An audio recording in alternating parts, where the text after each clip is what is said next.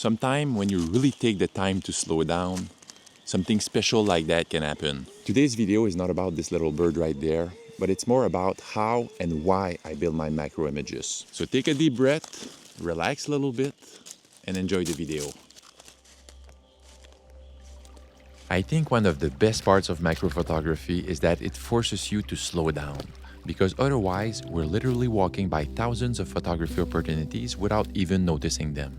One thing I really like to do is walk around with a small light in hand and point at different subjects to reveal texture and see if there's something interesting there.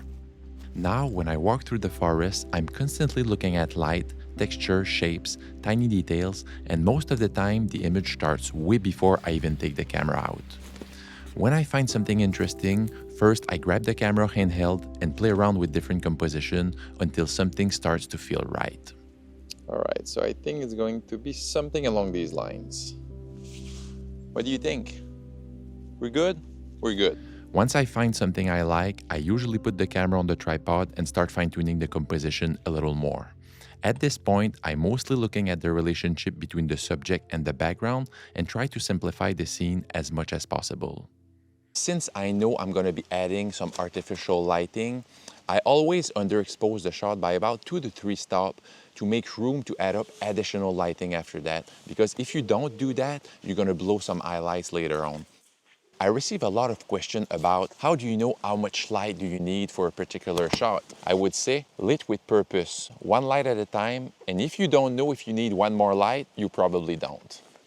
All right, so I'll start with lighting up the first light, which is this light over here. I place this one on the left side because I'm used to read from left to right, and it also casts a shadow on the right side, which helped create a 3D effect. But I purposefully chose not to lit the bottom of the shot just like that because I felt like I wanted just to bring the attention a little higher, just like that. So after that, I placed this light, just to create a small halo around the subject. If you can see right there, when I open and close the light, this small halo really helps, the subject separate from the background. And for the last light on this side, if I put my finger in front of the light, you can see its effect. Now I'm gonna add a light panel in the background because I feel like the background is a little too dark. But I want to put this light everywhere on the background because I want the top part, to really stand out from the background. So I want to keep the top part really, really dark. It's going to be something along these lines.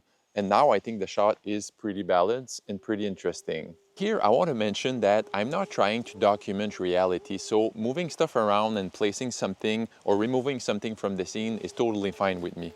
But I'll place this one and show you in real time in the live view right there, the effect of this little piece of moss in the bottom of the frame.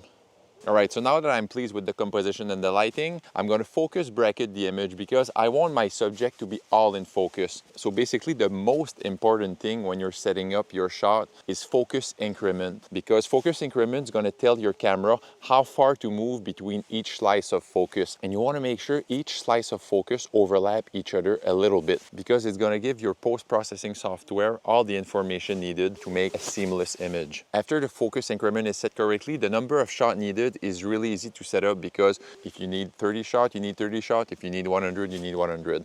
And my tip here is always use a little more than needed because you can always choose the one you want in post-processing. So another thing I did here is set up my focusing ring to trigger magnification. So that way it's really easy, to really make sure you focus on the closest part of your subject to the lens. One last thing before taking the shot, I'm going to set up a 2-second timer to make sure I don't introduce any shake to the camera while taking the exposure. Do you think we're ready to take the shot? Yeah? Sometimes I think the best part of photography has nothing to do with photography itself. It's more about, slowing down long enough to experience moments like these. So my message here is when you go out and shoot macro photography, just take a deep breath, slow down, enjoy yourself, and keep moving. What do you think? Hey?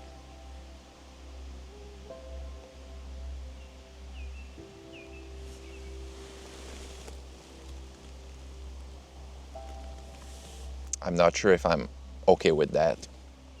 No, I'm not okay with that. Okay. Let's go on now.